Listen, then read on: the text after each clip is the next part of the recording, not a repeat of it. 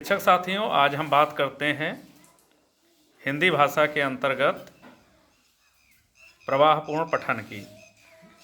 साप्ताहिक शिक्षण चक्र में जो हमें आधारशिला क्रियान्वयन शिक्षक संदर्शिका दी गई है, कक्षा 3 की है, उसमें पूरी साप्ताहिक शिक्षण चक्र में दिखाया गया है कि किस पीरियड में और किस दिन में क्या पढ़ाना है। पूरी साप्ताहिक शिक्षण चक्र दिया गया है, बना हुआ है, जिसमें कार्य पुस्तिका भाग 2 में प्रवाहपूर्ण पठन की बात की गई है, जो कि कालांश 3 में निर्धारित है।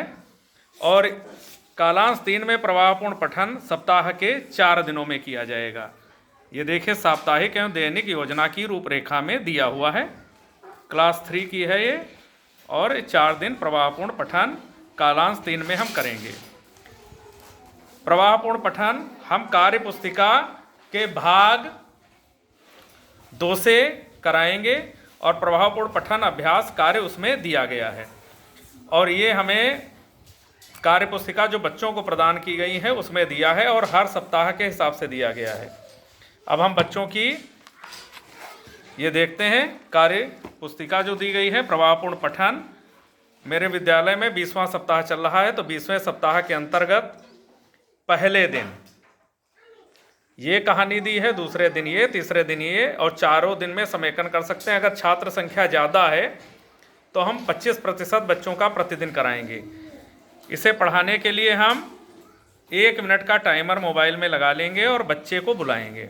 बच्चे की कार्यपुस्तिका अपने पास रखेंगे, बच्चा पढ़ेगा 1 मिनट में। वो जहाँ तक पढ़ता है, जैसे बच्चा यहाँ तक पढ़ पाया आकर तक, तो यहाँ निशान लगा देंगे।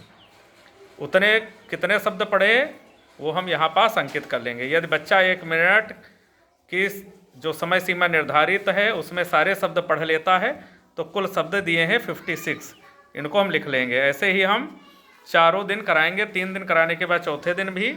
और अगर बच्चा बिल्कुल भी नहीं पढ़ पा रहा है 5 शब्द भी, तो हम स्तर 1 देंगे। कुछ पढ़ पा रहा है तो स्तर 2, पढ़ने में गलतियाँ कर रहा है तो स्तर 3।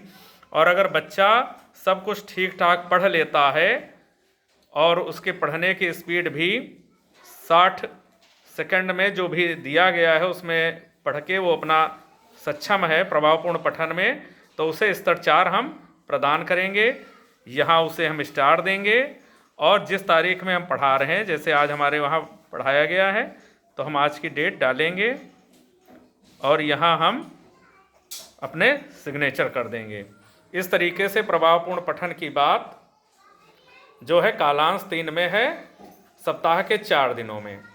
और ये प्रवाहपूर्ण पठन बच्चों की कार्य पुस्तिका भाग 2 में दिया हुआ है।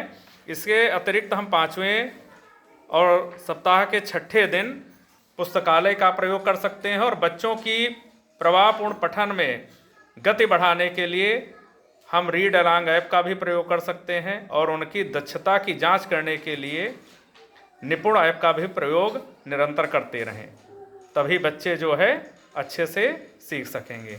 धन्यवाद।